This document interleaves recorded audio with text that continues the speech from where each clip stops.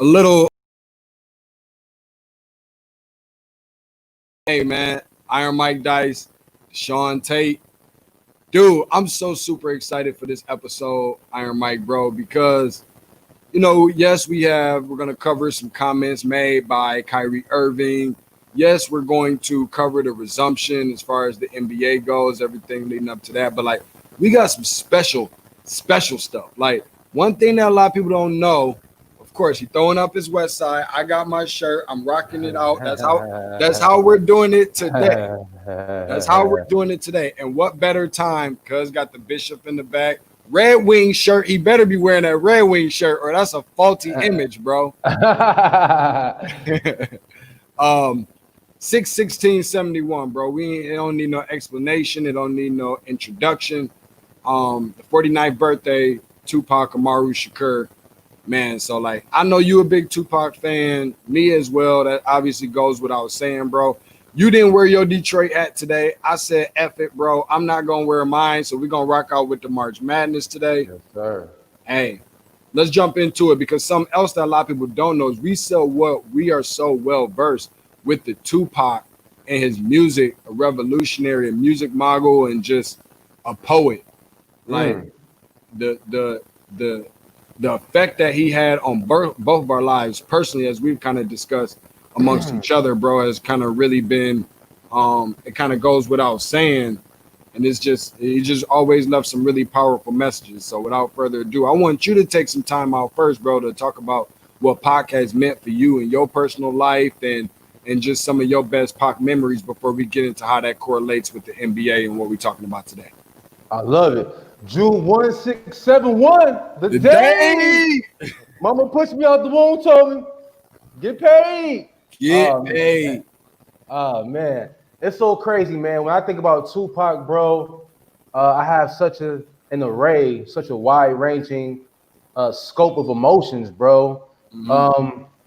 It's kind of like the man that was on this earth for 25 years, from 1971 to 1996, man. The beauty, the gift, and the curse of Tupac is that he meant so much and symbolized so much to so many people, though. You know, if you look at Tupac fans, they very seldom pour out a little liquor. They very seldomly, like, mirror each other in style. Like, if you go to like a Nirvana a concert, or like a rock and roll concert, you're gonna see like a one type of fan that goes to that concert. But the beauty of Tupac, though, he attracted so many people. Like you said, he was a poet, he was a revolutionary, he was a businessman, he was a rapper, he was a gangster, he was a feminist. He meant so many things to so many people, though, man. For me, though, bro, I think about so many images, man. Since we're about to be close to Father's Day, I remember when I first went to see Juice. You know what I'm saying? I saw Bishop, and then I saw with my dad, 1992, I believe, in Hyde Park, Chicago. We both left that movie theater like, yo, that dude ain't acting. You know what I'm saying? Like, we felt him. What you always say, D-Tate, you gotta make him feel you, cuz. Gotta make him feel you, cuz. And we felt him, bro. And so, I love Pac, the music he was coming out with had a message. Brenda's got a baby. Just so many things, though, bro. So many things, like the subject matter and the content he was discussing at that time, people weren't really talking about it. You know what I'm saying? And then I definitely went through my phase, bro, when he went to like Death Row and he kind of went like West Side on us. I was like, oh man, Tupac, you ain't from no California, you from New York, bro. I thought he was kind of like, switching sides on us and everything like that, bro. And then I got into my Mobb Deep and my Wu-Tang and everything. Like, I always respected Pac as the man, but musically though, like, whatever. But when he died, D-Tate, I'm not gonna lie, bro. I'll never forget. I was in the drive-through for Taco Bell with my girlfriend at the time, Ebony, bro, and we heard the news on the radio, and they said, Tupac died. I was like, wow. I just started crying, bro. I just started bawling, just really started bawling. And then, in the last 25 years, I had so much time to reflect. Tupac's music, it hits you differently, bro. When you get a chance to mature and get older, you know what I'm saying? When the music first came out, we were like teenagers. Okay, yeah, I like the beat, whatever like that. He was controversial. When you get older, you become more mature. And those lyrics can like sink into your soul. They can resonate like, wow. And I just love Tupac though, personally though too, bro. Like Kobe Bryant, those dudes, they like grew up though. They were well traveled, they were well versed, you know what I'm saying? They were like loners, man. So I can relate to that though. You know what I'm saying? Moving from city to city, you got to pick up game for free. So when you like absorb these cities, man, in the game, bro, you know what I'm saying? It helps develop you as a man and your character, bro. So I just look at Tupac like, wow, and everything he did though, D-Tate in 25 years, bro. I just turned 42 2 weeks ago. Mm-hmm. That dude did more in his 25 years of life than I did in my 42 years of life, bro. So that kind of like, you know, put things in perspective, bro. And I really wish that Tupac was around right now, bro, in these days to like give us some kind of insight, man. Just like a word of encouragement, bro. But my last memory before I pass it to you, bro. I remember last year when you came to like speaking of March Madness, you know, you were on your mini runs, you know what I'm saying? Because D-Tate, you travel, bro, whether it's Utah, whether it's Florida, wherever though, bro. If there's a basketball bounce in that jump, D-Tate gonna be there, bro. And I remember you had came up, we had chill, whatever like that, like a Friday night, man. And we just came back from the bar and we had like an impromptu Tupac concert, bro. You remember that? Of course. I'll forget. Lucky. Remember me, Lil Lucky? Bro, Lil Lucky. I remember though, we were in the car, bro, and we had an impromptu concert. We were just playing Death Around the Corner, bro. And we played that shit like back to back, like 7 straight times, bro. Like 7 straight times. We messed up one time, messed up one word. Oh, we gotta play it back and do it all over again. It was like Joe Jackson was in the back of the car, like, nah, you messed up, do it again. You know what I'm saying? Like we just kept doing it all over again, bro. So that's my biggest memory of Tupac, though, bro. Just the feeling he gave us, though, bro. He always made me feel encouraged. You know, he was that guy, bro. Like, he may have not been like the best like rapper MC, bro, but in terms of like music that a grown man can relate to, that can like affect your feelings, you know, help you get through a certain situation, whether it's personally, whether it's at work. Tupac always had those words, man, to make you feel like you're not alone. I'm going through this with you right there. You know what I'm saying? So I love Pac for that. How about you, D-Tate? Bro, like so much of what you said, I can relate to, and it's hard to even piggyback off of that. Like, bro, I went through some personal stuff within my life over the last like decade and a half. And when I went through my trials, my tribulations, dude, every day was like my breakfast, lunch, and dinner. People who know me personally have heard me say this many a times. My breakfast, lunch, and dinner every day when I went through that. And I was essentially almost like on a suicide watch at the time. This is a part of my testimony now at this point. But my everyday, bro, was smoking herbs, smoking bud. I'm gonna keep calling it that because it was the old school. There was the old school terminology for it. Reefer, but, bro, the reefer. I was, or the dope, as Mama would call it. Make you feel the dope fiend. Make you feel all guilty. Oh, damn, I'm smoking crack. You're smoking that dope. Like, oh, damn. But no, on the real, bro. Bro, my everyday was just smoking bud and drinking room temperature Hennessy, bro, and listening to Tupac like every day and just bawling my eyes out. But the reason that it was so much like that for me is, like you said, as you got older, his words it just seemed like it started to become more powerful. Like, I can't think of too many artists from over 20 years ago, close to over 30 years ago, whose music, as far as rap, like a lot of R&B stuff is always going to be relatable because it is what it is. Mm-hmm. But as far as like rap and like lyrics and being able, like knowledge, teaching you some poetry, you know what I'm saying? Like, those are things that will stick with us forever. It's evergreen. It's ongoing. There is no timetable. There is no date.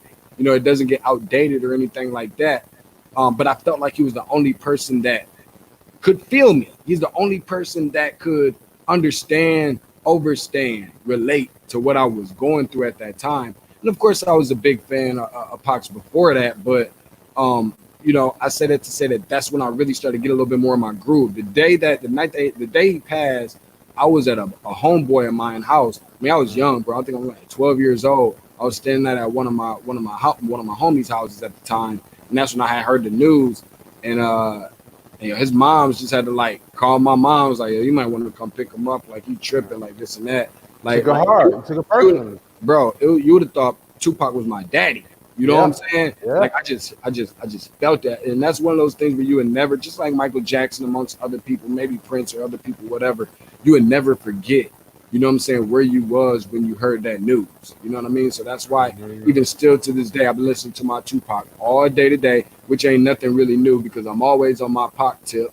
You know what I'm saying? And it's just he always put me in a certain mode, give me a certain feeling when I'm listening to his music, bro. It's still just kind of it's instilled within me. But you got to be careful when you're listening to that Pac.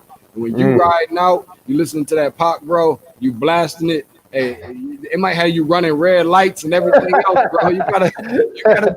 You gotta be careful with the Pac, bro. But there's so many other things that I really wanna touch on here. But I know we kind of like up against it in terms of like time and stuff like that. But I really want people to kind of go back and the same way that we had to do with MJ's documentary. You know what I'm saying? Like people, you know, overlooking or sweep under the rug or whatever. Some people you had to physically take them back in this documentary to that time that dude really was a monster. Because some people are forgetting. You know what I'm saying? So like, you had to go back and kind of like refresh people's memory and refresh people's brain. And so as we transition into how that correlates with the NBA right now, one thing that I wanted to do during today's show is I wanted to be able to give people the opportunity for topic, subject matters. If you have a favorite Tupac album, favorite Tupac song, favorite Tupac memory, where he was at, where you was at when he passed, whatever, to be able to chime in with us. And even if it's not Tupac related, that's perfectly fine too. Let's get this one out of the way real quick, bro, because I don't really have a lot of time about it tonight. Jay McGeems, I apologize if I'm butchering the last name, McGeems or McGinnis. McGinnis, probably, yeah. McGinnis. Am I talking about both guys tonight? And he also says here, asks another question, talking about both guys transferring to Minnesota Golden Gophers men's basketball team tonight. This is the perfect opportunity for him to ask that question and for me to answer it. One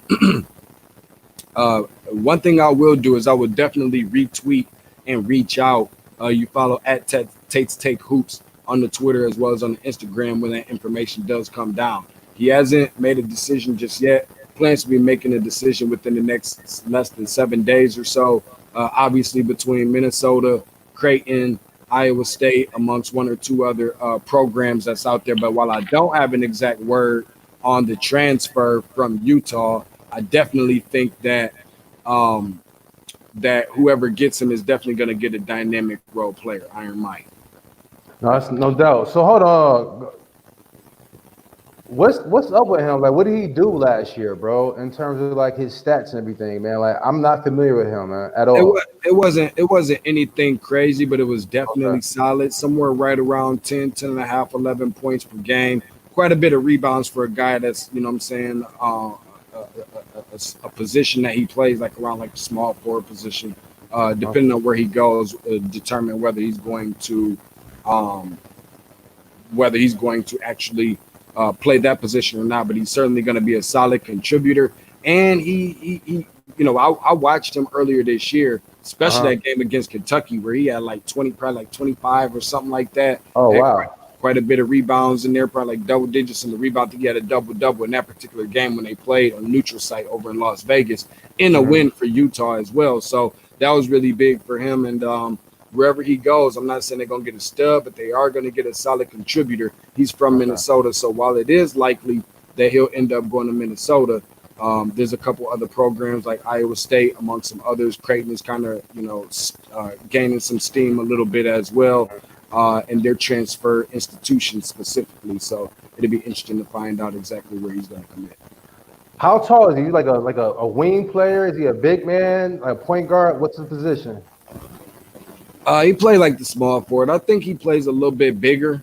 Sometimes he can play the power forward position, but his natural position, I like to think, is probably like a small forward position or a wing man. If somebody decides to go small, you could probably put him at power forward. Okay. Is Patino's son still coaching Minnesota? For some reason.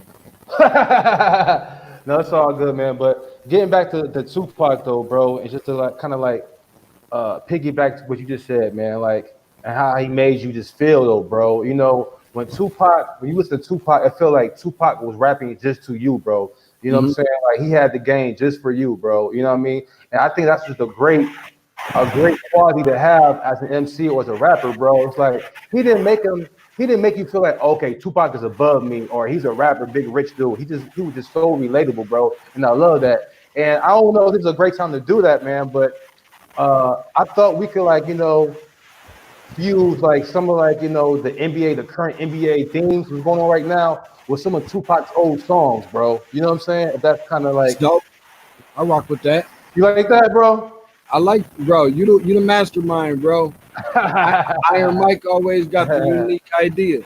Now it takes two, bro. So go ahead, Dan. I know we got a couple songs, man. Let's do the first song right quick, bro. What we got up first? All right, let's see what we got up first. Let's rock with which way you want to go with this? Let's start at the head. Let's start with the head. Let's start with the head honcho. And arguably, I got a good feeling that this is probably your favorite album. And I'll be interested to find out if it really is or isn't. It's not mine. Okay. But it got some of my favorite songs on there, bro. Let's start at the head of the NBA right now, bro. Adam Silver, Machiavelli. Now, you got to break down to the people, because it was your idea, you got to break down to the people exactly why you connected Machiavelli, the 7-Day Theory, with Adam Silver. Great question, man. So Machiavelli is definitely my favorite album, bro. You know what I'm saying? I know my boy. You got to plan, plot, strategize, man. And I just said that because, today we got the notification, bro. Adam Silver, the NBA commissioner, he came up with like an ultimatum, basically telling like the players, you know what, man, you got 7 days by June 24th, you know what I'm saying, to like let us know if you're going to play, if you're not going to play, you're going to commit or not commit, you know what I'm saying, to playing this season. He said the other day, he said, you know what, if players decide to not play and join us in the bubble, I'm not going to fine them. I'm not going to penalize them. It won't be a breach of contract, which is very progressive, bro. The NBA, all these sports businesses dictate the bottom line is to make money. You know what I'm saying? You could be, conscious and for the players as much as you want, man. But at the end of the day, though, consciousness don't pay the bills, bro. It's all about making that money. So the fact that, he gave that open invite to all of the players, you know what I'm saying? Like LeBron James, Anthony Davis, whoever. He said, if you don't want to play, if you don't feel comfortable, you don't have to play, man. So shout out to Adam Silver for that, man. He's like one of the most progressive, the most smartest, and the most relatable, commissioners in the league, bro. So I thought that was just a great connection to have 7-Day Theory with Adam Silver, bro. What you think, man? You think like players are going to like, you know what I'm saying, like not, you know what I'm saying, commit to the bubble, like for the teams that are invited right now? Do you think we're going to see like, because right now, well, not right now, but a couple of days ago, we heard like 40 to 50 players to up to 80 players, you know what I'm saying, expressing that they don't want to, like, expressing their concerns about going to the bubble in Florida, bro. What you feel about that? You think we're going to have like 40 to 50 players to not come? You think all the players that are invited and, you know what I'm saying, between two teams, are they going to come down? What do you think? I don't know if it's going to be that many. I don't know. It might be more for all I know. But I know that there will be some. And I'm not mad at them for their stance in regards to not wanting to compete to an extent. We always talk about, when we talk about Michael Jordan, for example, when we were watching The Last Dance and talking about his competitive nature, one thing I was always interested and intrigued by is to find out exactly which players are going to come back with a vengeance, with that savage competitive nature based off of whether it be the COVID and the impact and the effect that has had on them personally and or on the league, or even the impact that Michael Jordan in The Last Dance documentary had on them. I'm kind of I'm wondering if it was Michael, and I don't know Michael no better than, well, I would say no better than you, but I know that y'all homies and all that y'all share the same first name, getting invited to Michael Jordan All-Star Weekend parties and so forth. But that's a whole nother conversation. But I'll say this much to say that this dude right here is going to have some heat on him. Yeah. This dude, Adam Silver, going to have some heat on his back because essentially he is the head of everything that's taking place right now. He is the ultimate decision maker. And, I always kind of want to know if MJ would be a player that, with everything that's going on, if he would be in on playing or if he would be out on playing. There's another player specifically we're going to get into as we bring up, who's going to represent another one of Tupac's songs / albums. But before we get into that, I told you guys the floor was completely wide open. Feel free to leave your questions, comments, concerns, suggestions, opinions, the whole nine. If you want to leave a comment and so forth, somebody did so just a second ago.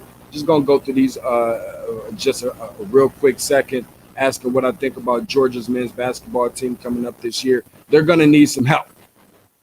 They're gonna need some help. You're losing to Anthony Edwards, who's arguably the best basketball player coming out of the college and international ranks, at least certainly not necessarily project, but one thing that they're going to need some assistance on is, Rayshawn Hammond's taking over in that having that takeover role. While he is skilled and while he is a front court slash, backcourt player, he can kind of play anywhere between like the 4 and the 2. He's a tweener. Okay. He's a tweener. He's definitely a tweener, but he's probably somewhere right around like 6'8", 6'9", but he does have a guard skill set. He's about to be a senior. He's from Norcross, Georgia, averaged about 13 points and 7.5 rebounds this past year. And he shot it pretty well too. From the field, shot 46%. A lot of that he was dealing with on the wing, so he did well in those regards. 65% from the free throw line. He needed a little bit of help sharpening those skills a little bit. And 35% from 3 is not terrible for a dude who's almost 6'9", 6'10". So in those regards, I think guys like Severe Wheeler, who I think is a sophomore or junior coming up this year, who showed me a lot of flash, a lot of poise, a lot of promise for Georgia coming up next year.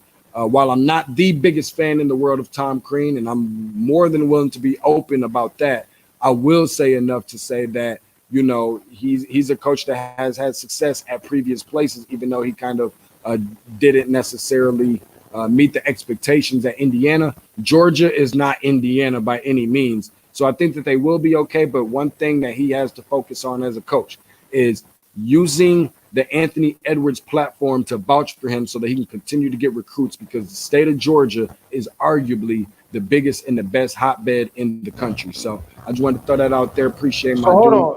Yeah, hold on there, bro. Hold on. So when is like the deadline for potential high school collegiate athletes to commit to their new school? When's the deadline, bro? Well, everybody's pretty much committed at this point, but in regards to, because this is kind of going back to what Eddie was saying, and again, appreciate Eddie checking in, saying that Rayshawn Hammonds went to the draft. Rayshawn Hammonds is on the fence, so he is amongst so many other players that is kind of testing the waters a little bit, deciding on whether he's going to come back to school or not. Now, obviously, if they don't have Rayshawn Hammonds, they're going to look like poop.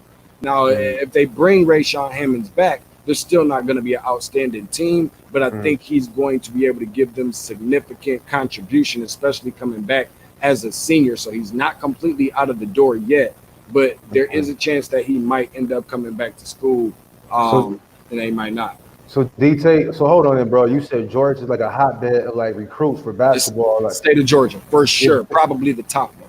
So that's what I'm asking. So like the top recruits in Georgia right now, have they committed to like schools already, or are they still kind of like just open right now to like sign with like a college team right now?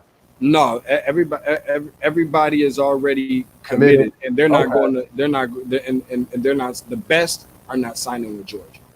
Dude, what kind of like offense is like Tom Crean running? Because I know in Marquette he had D Wade, and then in Indiana he had Oladipo, and then in Georgia he had Ant-Man. So every time he went to like a new program, he like a signature like first round NBA talent. Like who's he going to have now? Like you said, your man Hammonds might lead. Like who's going to like take over Georgia next year? Like you said, Georgia is definitely not Indiana. It's not the basketball school, so I'm sure the pressure is not on him to win right away. But with that said, though, he's still like a top name, Tom Crean. Like who's on deck for him to recruit, bro? Who's going to lead this team next year? Well, Hammonds is the guy. If you don't have that, like I said, Severe Wheeler is one of those dudes who was the third leading scorer on the team, clear almost at double digits, not quite. And he is a smaller guard, so they're going to need more help than him. But they had a guy not too long ago, and that's who Severe Wheeler reminds me of, named J.J. Frazier, who was undersized and he was kind of like one of those Shabazz Napier type dudes, and he did score the basketball from deep range. But he's not going to be the only one. They're going to need some help from Christian Brown, who was a part of the same recruiting class, now entering being a rising sophomore with Anthony Edwards. Unfortunately, didn't live up to the expectations that he was supposed to coming out of high school, who's originally from Georgia. But he's not leaving and going to the league or anything like that. But they had high expectations for him this year. He didn't come through for them. He's going to have to try and form himself or mold himself into being somewhat of a super sophomore. And there's a good possibility that it might be that with Anthony Edwards walking out the door heading for the league. That's what's up. Now let's get back to Adam Silver, bro. Now we both. I know how you are, DK. If somebody tell you to do something, you're gonna take your time, bro. You don't like really respond to like authority or the orders, like you know what I'm saying, like a regular person, man. How do you think the players are gonna respond to this like 7-day ultimatum? You know what I'm saying? Do you think is that enough time? You think, or do you think they need more time? I don't know. The thing that I think is funny that seems like it's somewhat a little bit unfair to an extent only is the fact that the NBA players sat back and waited for the NBA to make a decision, and they basically were just like at their will. You know what I mean? They were at their disposal. They were at the NBA's disposal on what was going to happen. Now that the NBA has made its decision after kind of tiptoeing and figure out if they were going to resume the season or not, and took all their precious time. Now you're being put in a situation where it's like, yeah, I know y'all players gave us all the time in the world to sit back and make a decision on what we wanted to do. But now that we know we're going to actually go through with this, I'm only going to give y'all a week to decide on whether y'all want to play or not. I don't really think that that's necessarily fair on a personal level. But however, life isn't fair, bro. And that's just what it is. And that's unfortunate. But it is what it is. And these dudes play basketball professionally. I think the even more sad part about it is you're forcing these guys to make this kind of decision, and you're making them feel like that they're locked in to doing this once they make the decision of coming back, and that you can't renege on that opportunity. I don't know, bro. I don't necessarily think that. I just don't think that's right, considering the fact that they haven't had a lot of opportunity to really work on their craft and work on their game and go to different gyms and so forth. Like, in order to feel secure about their life and what they were doing, they had to be quarantined just like everybody else and told to stay at home the most that you possibly can. But everybody's on the same playing field right now, bro. So everybody's gonna ideally have the same amount of practice and same amount of workouts leading up to the NBA resumption. And we really about to find out, sink or swim. We're gonna throw you on the deep end with no life vests and see what you're gonna do. Facts. All right, man. So what's the next song, bro? All right, next Pac song. Let's jump into it, bro. Let's go with All Eyes on Me, bro. Woo! LBJ, All Eyes on Me. Tell the folks where the correlation came between All Eyes on Me, that connection between All Eyes on Me and LeBron James. Well, absolutely, bro. And I wish I had the tweet in front of me, bro, but I'm going to paraphrase. Recently, Pat Beverly said to all you NBA hoopers, it don't matter what y'all think. If King James said we're going to hoop, we're going to play ball. You know what I'm saying? So he basically articulated what everybody knows, that LeBron James is running the NBA from a player standpoint. You know what I'm saying? Like, his opinion is going to heavily sway everybody else's opinion, including possibly the commissioner or you know what I'm saying, like the front office executives, bro. So with that said, I feel like LeBron has all the juice right now. All eyes is on him. And LeBron comes out and says, you know what, guys, we don't have enough time right now, or we shouldn't be distracted right now. We got all this social injustices going on we need to focus on. We got the COVID-19. We want to focus on. I don't feel, you know what I'm saying, comfortable necessarily with leaving my family, because, you know, LeBron has 3 kids, bro, a couple of teenagers in the toddler, bro. And being secluded for 3 or 4 months away from your family, bro, that's a long time right now, man. So LeBron James definitely has a lot to consider and think of, bro. I'm just very interested if the Lakers weren't contending or the favorites to be like the NBA champions, would this decision be as hard or difficult as it is right now? You know what I'm saying? Like, one half, one shoulder, you got LeBron possibly saying, you know what, man, I'm this close to winning my 4th championship. You know, we right here. Let's just finish the season. We can make some more money. But then, you know, health is wealth, though, bro. Do I want to, risk my health to go out, you know what I'm saying, play this basketball game? And we're not guaranteed going to go to the finals, you know what I'm saying? We don't know what's going to go on. We're like the Tuskegee Airmen. We're like experience. You know what I'm saying? We're like experiments right now. You know what I'm saying? We're like guinea pigs. So he definitely has a lot to consider, and I think the weight of the league is on his shoulders, bro. So definitely all eyes on LeBron right now, bro. What you say? While a lot of eyes are and a lot, while a lot of eyes are on Adam Silver and so much of the decision making to resume the league is going to come down to him or not, it's also going to come down to this dude right here because he is a dude. Here is a dude that I think he wants to go after the ring, bro. I mean, he knows that his days is numbered in this league, and he knows who he's trying to catch. How many rings does he have? 3. Magic got 5. Michael has 6. Kobe has 5. He's trying to chase. He's on borrowed time. Like the clock is ticking for him. And I think that's one of the reasons why he wants the NBA to, to come back and finish up the season. Here's one of his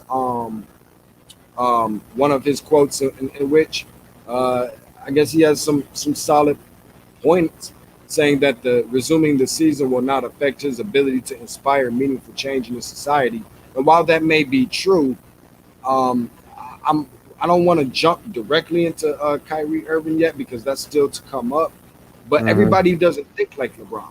Everybody doesn't have the same focus or the same mentality as one LeBron James does. So I definitely agree. If this is a dude who is the face of a franchise, who is arguably the most popular in all of sports, let alone in the NBA, this is the dude who's the face of the league. This is the dude who can have you hired and fired or have you put on his team and off of his team in the matter of seconds, and picking and choosing his rosters and his coaches and so forth. And I'm not mad at him for that, but because he has that kind of power is why I do agree with Pat Bev in regards to, look, if LeBron say that this is going to be a thing, y'all can like it, love it, or hate it.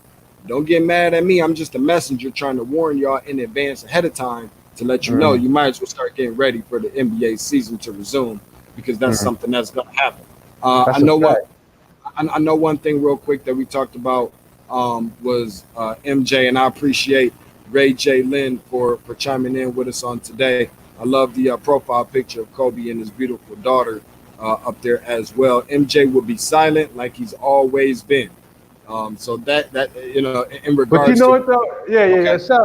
You know what? Hey man, history does indicate that Michael Jordan would have been silent, Ray J, and I definitely agree. But if this occurred in 1992, like when Craig Hodges approached Magic Johnson and Michael Jordan to boycott the finals, at least game 1, over the Rodney King situation, obviously they didn't boycott it, you know what I'm saying, because they did it, you know what I'm saying, they played the game. But in 2020 though, man, people change, man, times change, people adjust their situation, their mentality, bro. You see Michael Jordan is very open right now, you know what I'm saying? Like that atmosphere in the early 90s, bro, it wasn't conducive for like marquee players like Michael Jordan to like speak up and for it to be like received, bro. It's one thing to have the message, man, but if it's not being received very well, like what's the point of the message, man? So I will hope that Michael Jordan would change his tune. If this is 2020, he would say something, man. But Ray J. Lynn is definitely right. This is 1991 or 1992 back in the day, bro. He was definitely quiet and crickets. Hey, D Tate, put up that quote from LeBron right quick. Put that up again right quick, bro. All right. Because I was thinking, bro, resuming the season will not affect my ability to inspire meaningful change inside. So I thought about that, bro. Like the most obvious and apparent like acts of like consciousness or protesting or making a message, you know what I'm saying, making a statement in sports. The 3 I thought about were, I forgot my man's name, it's not coming to me, but who's the guy in the 1968 Olympics who put his fist up? You know what I'm talking about, you know what I'm saying? I know who you're talking about, but I don't exactly. The name is that precedes our time, bro. So I was thinking, like, you know what? He didn't like boycott, you know what I'm saying, the Olympics, but yet and still, when he got on the podium, he made his statement, you know what I'm saying? He put his arm up, you know what I'm saying? And I thought about Kaepernick, bro, you know what I'm saying? During the NFL game, during the anthem, the national anthem, he took a knee. You know what I'm saying? Like, it wasn't like, you know what I'm saying, the NFL suspended or everybody was sitting back from COVID. It was like during the game. And then like lastly, Mahmoud Abdul Rauf, he's like the original dude, like during the whole flag situation. When the national anthem would be sang or recited, he would be in the back, you know what I'm saying, sitting down and reciting his own prayer. So my whole point is, I guess, LeBron, you can't have effective change in society, bro, in the midst of a season though, bro. You know what I'm saying? But I'm just thinking like this, man. Yeah, you can make so it's possible, but you can make your message, you can make your statement, but then, and this kind of goes to like the Kyrie Irving transition to his quote, bro. Right now, we definitely have something that we never had in the last 30 years, and that's everybody's attention. You know what I'm saying? And I'm just thinking like, yeah, LeBron, you can make your statement during the game, but once that ball tips off, at the end of the day, we're going to be thinking about, okay, how many points did LeBron have? Oh, the Lakers looking this way. You know what I'm saying? Oh, they might go to the finals. You know what I'm saying? So I definitely understand that we're going to be distracted, especially in this situation right now. Everybody's thirsty to have like live sports back again. You know what I'm saying? Like I'm very scared that our issues will be like brushed aside, man. But then again, like I said, with Kaepernick, with Mahmoud Abdul Rauf, with my man putting his hand up in the fist, it can be done. You know what I'm saying? But I'm like this right now. We have everybody's attention. Let's not have their attention for like 25 seconds or 30 seconds. Let's just milk the cow, bro. So I'm kind of torn. I'm kind of conflicted with them resuming to play, or them to continue to making their statements outside of like the season going on. 1968 Olympics, Tommy Smith and John Carlos. Tommy Smith. There you go. Good call. And while you mentioned Kyrie Irving, we'll transition on to the next song / album, because this one personally was my favorite, Dice. Kyrie Irving, the Me Against the World, bro. Let me tell you something, bro. This is the real right here, bro. Like, I definitely agree with you in regards to what you're saying, as far as or what Kyrie is saying / what you're saying, because Kyrie probably feels like this. It's been so long that so much of this stuff has been going on in regards to racism and racial injustice and social injustice and so forth, that now we do have people's attention. Let's not get sidetracked. Let's not get disturbed by what the main course is right here. Basketball can wait. We're talking about people's lives and really making a stance with this, and not allowing basketball, the NBA, or any other sport, especially the one that I play, if I'm Kyrie Irving, to he like, I don't want to participate in that. I want to be able to keep people's attention, because we're at the forefront now. Let's not be so stubborn or be so so selfish. You know what I mean? To hurry up and resume back to basketball. Now, whether he really knows at the end, first of all, I don't even think he was going to play anyways. And on top of that, I knew he wasn't going to have Kyrie. So essentially, translation, that means that they weren't going to have a chance at winning the championship. Kyrie, as I'm looking at a couple things that actually just came down since we've been on the air. I just want to read these couple things. The NBA wants to help make the change. The league releases a statement telling teams one goal for restarting is to bring attention to social injustice. Well, I think would be very important if they do start the league back. That will be an opportunity to put what's going on in the world out there a whole lot more. But I'm just not sure how sidetracked people will really be to it. What kind of effect bringing basketball back will have, whether it's right, wrong, or indifferent of people voting. Irving also just now come out saying that he's proposed a new league. Irving suggested players could start their own league in a group chat with Nets players. Not exactly sure what that's saying, but that's just something that just came down. So you're welcome. Hashtag game for free. Hashtag educated. And with Kyrie Irving, it is him against the world. That's essentially what this is. He's the one that's outspoken, and it's not just him by himself. I want to bring up an image of him because it's not just him by himself.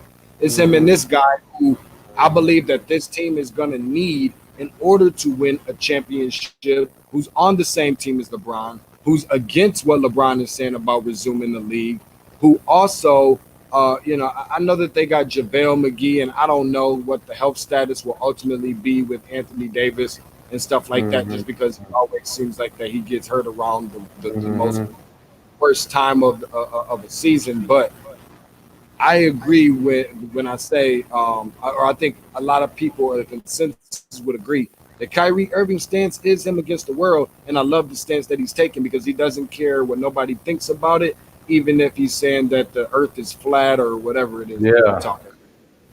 Well, it depends. Amen, bro. I was gonna say, bro.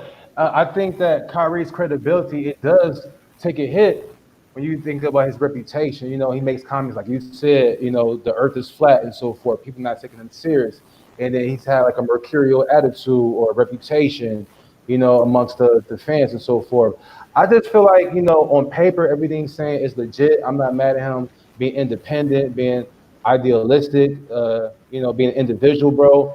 But I think me against the world so apropos, so appropriate because we have a lot of people that come out and like going against them. I believe that Kendrick Perkins said the other day. He said, "Yeah, don't talk about it, Kyrie. Just do it." You know what I'm saying? You got people like Maya Moore of the WNBA. She was arguably like the best player in the WNBA 2 years ago in her prime. And guess what?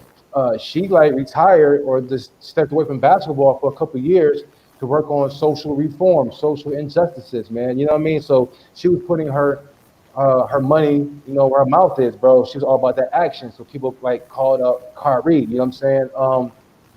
And people also said this too, man. Like they were questioning his sincerity, man. How authentic is he? They said, Kyrie Irving, he wanted to come to Orlando, but then they told him, like, since he's not playing, he's not invited. So once he got, dismissed or rejected from coming to Orlando, that he was kind of salty, quasi salty, and he's like, oh, I can't come. All right, then, now all of a sudden we're going to transition and switch the focus, from like support my team to, oh, it's all about, social injustices and the NBA season being a distraction and so forth, man. But one thing I will say though, bro, I do not want to silence or mute a young brother in his prime from being active though, bro. You know what I'm saying? Like Ray J or Ray Lynn said a couple minutes ago, he said Michael Jordan would have been silent.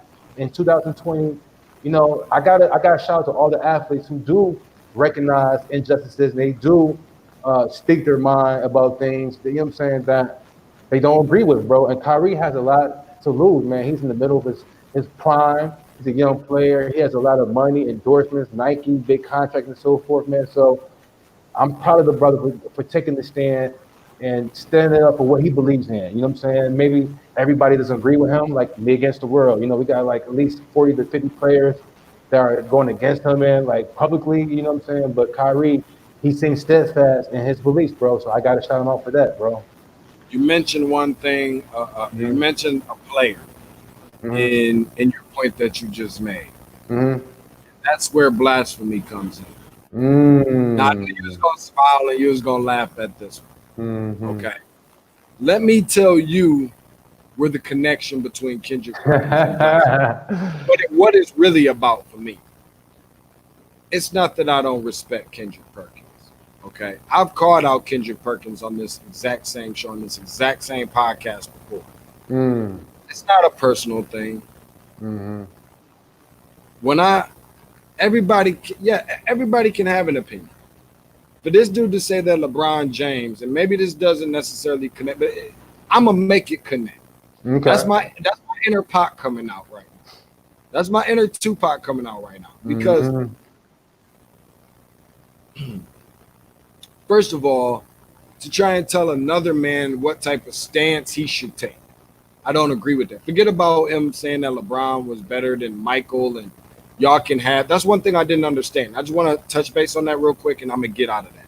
Okay. For him to be a person that's going to say, oh, well, y'all can have Michael Jordan as your GOAT. LeBron is my GOAT. So with Jordan, all of his lies and his deceitfulness and trying to dog Isaiah Thomas and blah, blah, blah, saying all this type stuff, all these lies and this and that and just arrogance, y'all can have him as your GOAT. Well, you know what?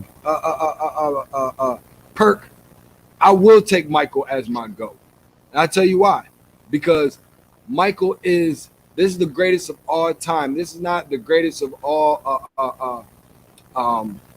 activists. This is not the greatest of all time politicians. This is the greatest of all time basketball player I've ever seen step on the floor. I don't know Michael Jordan. I don't care who Michael Jordan is. As long as he can put that basketball in the basket better than anybody else I've seen do it, he's still gonna be my GOAT. He can lie up and down. He can lie at the church, kneeling down from the pews all the way to the altar. But that's not gonna make a difference in my GOAT because he's the best that I've ever seen play basketball. Now, regardless of that, let's get out of that. But to tell Kyrie, and I didn't hear this. This is just based off of what you were just explaining to me a second ago, Dice. To tell another man that you should follow Maya Moore's way, or you should do it in silence. Don't tell another man how he should speak his opinion, because nobody told you how you should speak yours.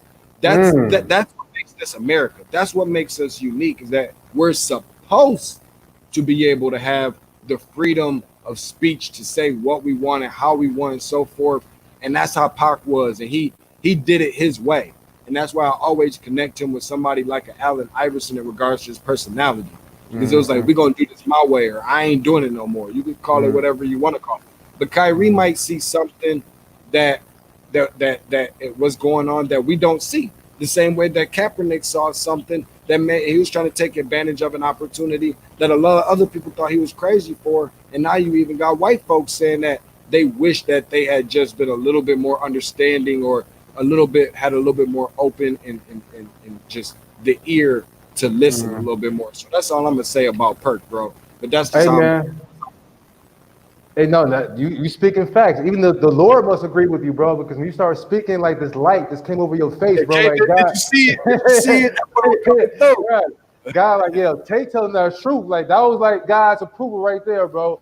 But no, and speaking about blasphemy and God, man, that just had me thinking about, about the whole Michael Jordan situation, LeBron. Like, that just had me thinking about when people say, you got like siblings, bro, and like, I'm gonna tell my mama, I'm gonna tell my dad. You be like, fool, your mama, my mama. You know what I'm saying? Like, it's only one mama. Or people say, my God, or my truth, or my God. Like, fool, there's only one truth. There's only one God, bro. So you can't individualize this thing, man. There's only one GOAT, and that's Michael Jordan. I think, obviously, Kendrick Perkins was factoring all of LeBron's contributions outside the court, him being vocal and so forth. And you add those ingredients for your GOAT recipe, then of course, then LeBron is definitely up there. I think LeBron and Muhammad Ali, in regards to all around, contributions to like society and to like Black people in particular, they are GOATs. But when it comes to like on field or on court performance, yeah, Michael Jordan is the GOAT, bro. Then you gotta just analyze things and just factor and consider that Kendrick Perkins, he's like a rookie sportscaster. He's like a neophyte sportcaster. He's trying to like, make his name, it's like etch his name into like our conscious, bro, and make a like a I don't know, reputation, bro. He's kind of like a shock jock right now, bro. He's got to blasphemous. But you gotta be blasphemous, and you gotta be willing to say some things that you don't believe. You've got to be able to say some things that is hot take-ish. You've got to be controversial. But one thing that we don't do on this show is we don't play that game. Transition points with Tate and Dice. If we say it, we believe in it 110%, 10 toes down to the ground on the carpet. You name it. We don't give all this and that for ratings. That's not our style. We're going to kick it how it's supposed to be kicked, and that's just what it's going to be. His statements, his comments is blasphemous. Forget about I let him slide with that already the first time we're talking about LBJ over MJ. Yeah. I don't appreciate respect. It's not that I necessarily agree with Kyrie Irving on every point that Kyrie trying to make. It's not that I agree with everything Michael or anybody else, but it sounds like he's willing to go whichever way LeBron is going. And that's just not real to me, bro. And I want to move forward because I'll let you speak your piece. And then after that, I want to move forward, bro. Because I get a little heated with the whole Kendrick, bro. It's blasphemous. I don't even want that bad juju on me, bro. But you know what, though? You can say one thing about Kendrick, though. He definitely took your advice, though, bro. He said it with his chest. He made you feel him, bro. Now, what you feeling, it might not be the truth, bro, but he made you feel it. And just like you said, though, bro, he played basketball with LeBron James. He went to the finals with LeBron with 2018, 2017. He's very cognizant that LeBron's running the league. So that's kind of one of those things like, hey, LeBron, you see this? You my GOAT. I'm gonna say on national TV, you the man, bro. Keep me on ESPN. I need a job. You know what I'm saying? That's just kind of like sucking up to like, you know what I'm saying, to be cool with the boss to have a guaranteed job. And like you said about Kyrie Irving, though, bro, don't watch this man. Like, what are you doing, Kendrick Perkins? You know what I'm saying? What are you doing out here? What money are you donating? What march are you protesting in? You know what I'm saying? So before you like take shots, bro, what are you doing? Bro, what did Draymond say to Paul Pierce, bro? Are you Don't love you like that, bro. You don't get no farewell tour. Oh, you thought you was calling me? You're not the spokesperson for this man. Mm-hmm. Forget about that, man. Let's talk about Against All Odds. This is the very last one. Reminding y'all before we go off the air, we probably got somewhere right around 10 minutes or less left on this thing. Feel free if it's anything specific that you guys want to talk about, whether it's Tupac related, we can get back to some of that.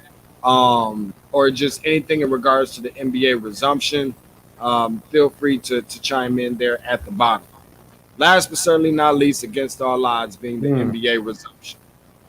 Break down to the people the connection between Against All Odds and the NBA resumption. Well, absolutely, man. So just for the NBA to resume, bro, they're finding like tall odds. You know what I'm saying? You're fighting against the COVID-19. You're fighting against contracts. You're fighting against role players. You know what I'm saying? Players who feel a certain way, like Kyrie, Irving, and so forth, man. So they're going against a lot of odds right now just to resume, bro. A lot of people, they're like 50-50 right now, and those odds are not great. Those odds are not high, bro. So I just feel like that was a perfect, song to like correlate to the NBA right now Against All Odds. You know what I'm saying? So despite those odds against the NBA, Adam Silver, it still puts you on. Like, you know what? I don't care what's going to happen. We're going to go ahead and resume the season right now. So I just thought that was very appropriate to like match and correlate Against All Odds with the NBA resuming right now. Because right now, if you let Pat Beverly say it or Kyrie Irving say it, it's not looking too good right now. You're looking at COVID-19 right now. You're looking like the whole race war and the whole social injustices right now, the police brutality right now. Cat saying, Steven Jackson, the other players saying, right now it's not the time to be like playing basketball right now. You know what I'm saying? Let's not get distracted. So that's a hell of a tall order to like an obstacle to like overcome, bro. You know what I'm saying? Like a hurdle to like overcome, bro. So Against All Odds. What would you do if you was me? What would you do if you was me? And judge me if you want. Yeah. But Against All Odds, only my truest motherfuckers know. This be the realest shit I ever wrote. Hey. Up in the studio getting blown. So look, if you had to like handicap the odds, if you had to handicap the odds of the NBA resuming, what would you say? Like over 50%, or under 50%? I would say over. Yeah. Well, you know what? No, I would say under. However, I think that is just by the second. I mean, 7:31 p.m. Eastern Standard Time right now, it's still climbing. At 7:32, at 7:35, at 8:35, at midnight, it's going to climb even more.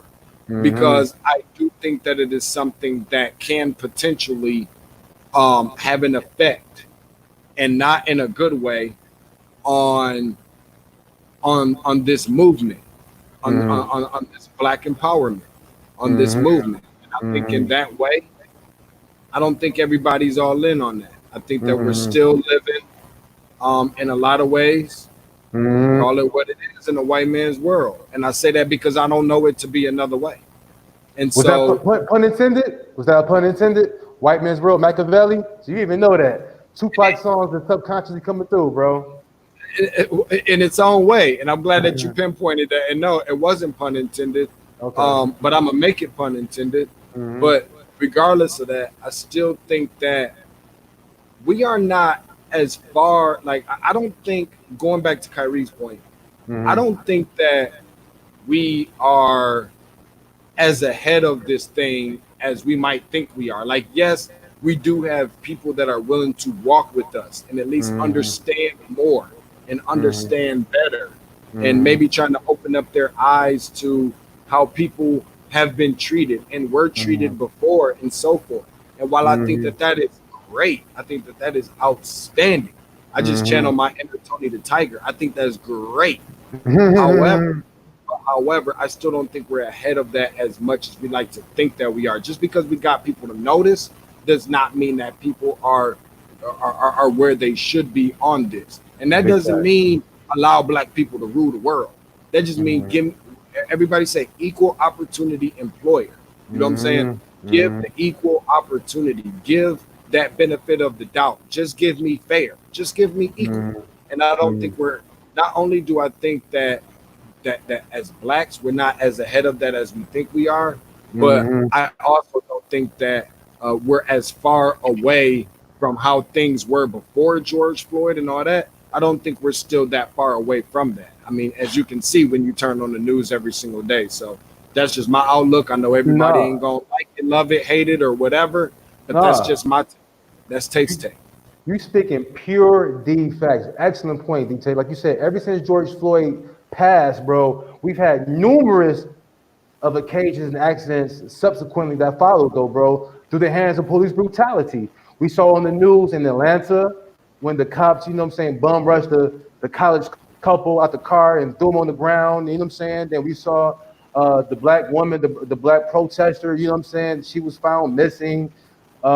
We seen like a lot of black people, they finding them hanging from trees, bro. That's like a throwback. That's like an old lynch move right there, bro. You know what I'm saying? So even though we're like creating all this awareness, things are still, you know what I'm saying, going crazy right now. And a big term, a very popular term I keep hearing right now, people are talking about systematic racism, bro. You know what I'm saying? That's cool. Let's pinpoint this systematic racism and like correct that right there, bro. But even in your state in Georgia, bro, like last week when it's time like to vote, bro, like it's all this like voting controversy. You know what I'm saying? So that's letting you know, like, okay, that's a part of systematic, you know what I'm saying, racism right there. Let's jam all these black folks up right now and not let their voice be heard, not let them have the ability to vote right there. You know what I'm saying? But you talked about equal opportunity employer, though, bro.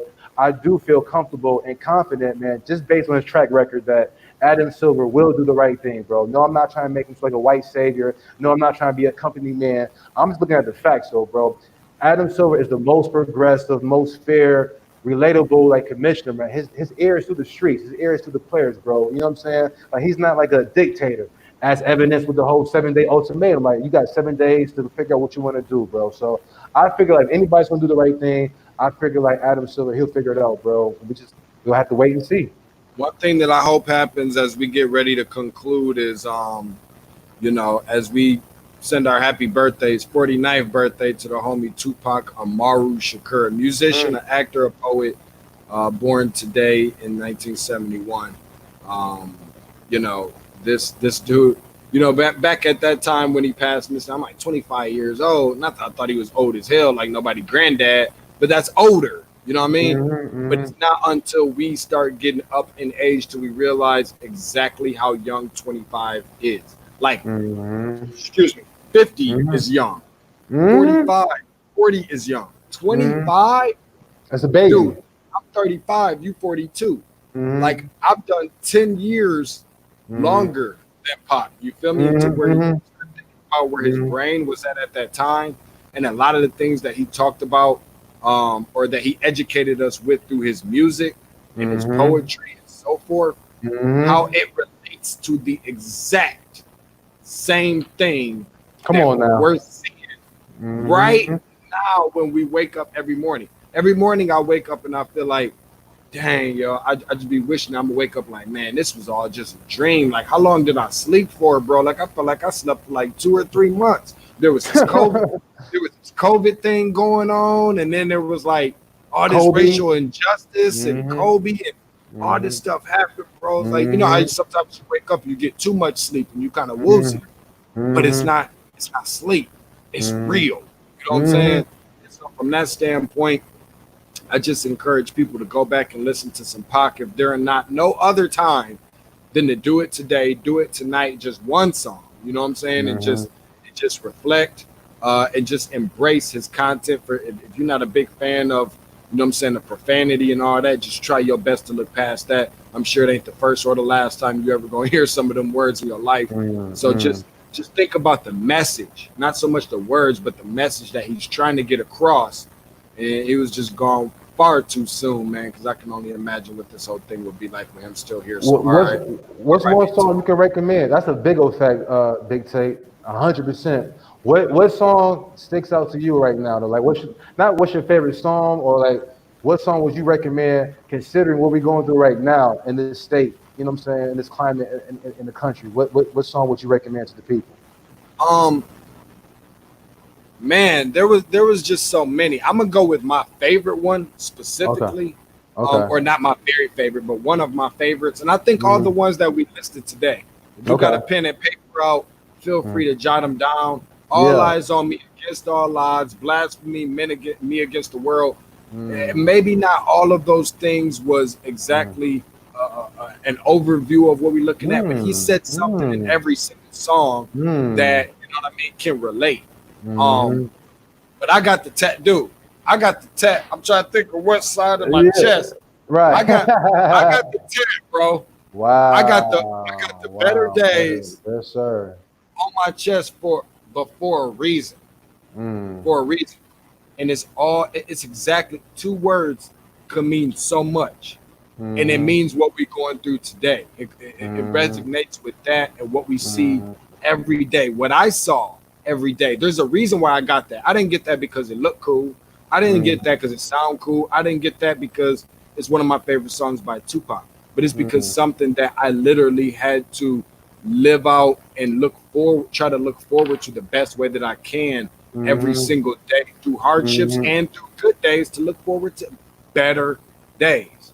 So from that standpoint, bro, I'm gonna go with Better Days, because that one actually that one meant a lot to me. And just the FYI, when I got that tat on my chest, my man's hooked me up, my tattoo artist, and he played Better Days throughout the entire time that he was doing my artwork. So I thought that was pretty dope, and I appreciate him for that. Super dope, no doubt, man. That's dope. That's awesome. I know we about to wrap up very soon, D-Tate, man, but I just wanted to give a shout out to my homeboy's auntie. I'm sorry, my homeboy's mom. It's her birthday today, man. So shout out to Valerie Sweeney, bro. It's her birthday today, bro. I would say my favorite Tupac song, bro, is probably, I think the appropriate song for me to share to the viewers will be Street Fame. It's a really? I wouldn't have guessed that one.